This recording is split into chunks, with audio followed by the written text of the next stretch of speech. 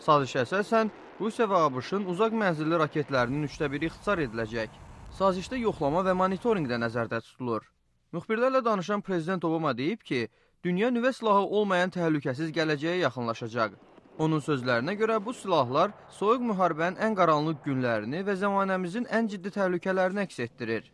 Biz bugün uşaqlarımıza daha təhlükəsiz gələcək yaratmaq və 20-ci əsrin düşüncəsini arxada qoymaq yönümündə daha bir addım atırıq.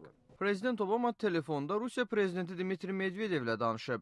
Ağ Ev bildirir ki, bu yeni sazişlə bağlı iki lider arasında 14-cü görüş və ya telefon söhbəti idi. Moskvada Rusiya Xarici İşlər Naziri Sergey Lavrov sazişi ümumilli televiziyada elan edib. Yeni razılıq Rusiya və ABŞ-ın nüvə silahı qüvvələrinə maksimum məhdudiyyətlər tətbiq edir. Hər tərəfə 1550 strateji nüvə başlığı düşür ki, bu da əvvəlki rəqəmlə müqayisədə 30% azdır. ABŞ Müdafiə Naziri Robert Gates də razılığın daha möhkəm təhlükəsizliyə doğru iri addım olduğunu bəyan edib. Onun sözlərinə görə, Amerika öz hədəflərinə daha az nüvə silahları ilə də nail ola bilər.